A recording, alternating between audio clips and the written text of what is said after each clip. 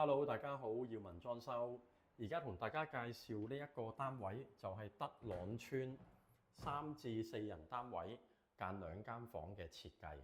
好，首先窗邊位置嚟嘅，咁就間咗2間房。咁首先睇左邊啦，左邊呢一間房咁樣就係小朋友房嚟嘅，咁啊用呢一個條子隱形門啦。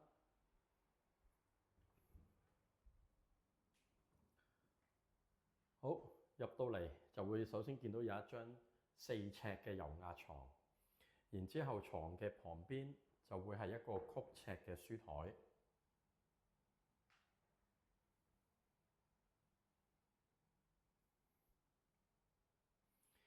好，書台上邊有一個玻璃飾物櫃，然後旁邊就係一個到頂衣櫃。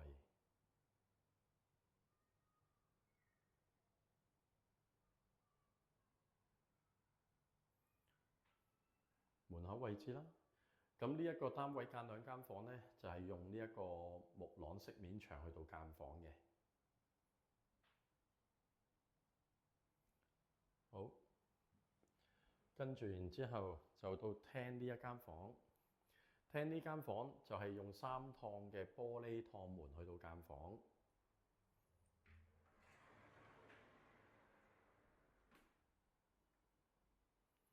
好，咁裏邊就有一張4尺嘅油壓床啦，床頭位置薄身嘅到頂衣櫃，旁邊就係一個2尺深嘅掛衣嘅衣櫃。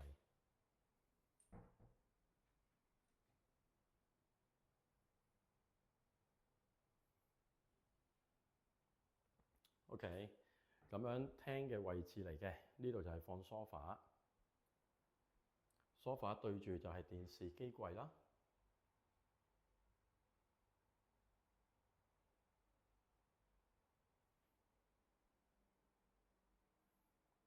好，大門旁邊就會係一個獅字櫃，咁我哋就幫客人做埋一個神樓嘅位置。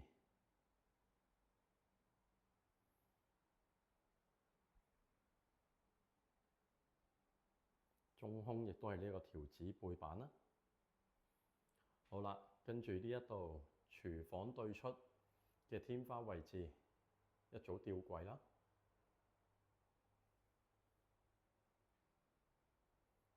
好，跟住就洗手間，洗手間就係用呢一個趟接門。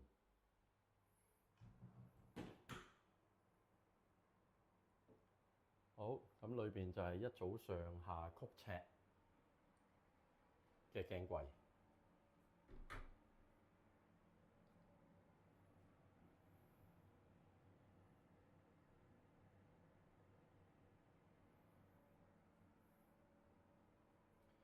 咁旁邊就做咗一個弧形嘅玉屏啦。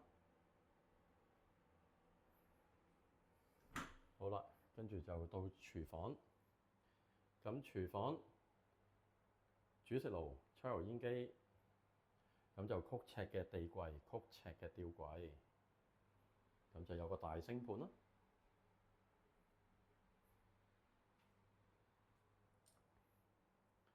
好啦，咁呢一個單位咧就油漆、橙底批灰、係啦。咁啊，同埋全屋家私啦、水電泥水啊咁樣啦，係啦。地磚就本身係個單位會有埋嘅，之前咁樣啦。好多謝大家今日嘅收聽收睇，嚟緊亦都係繼續會有其他單位同大家去分享呢個裝修設計。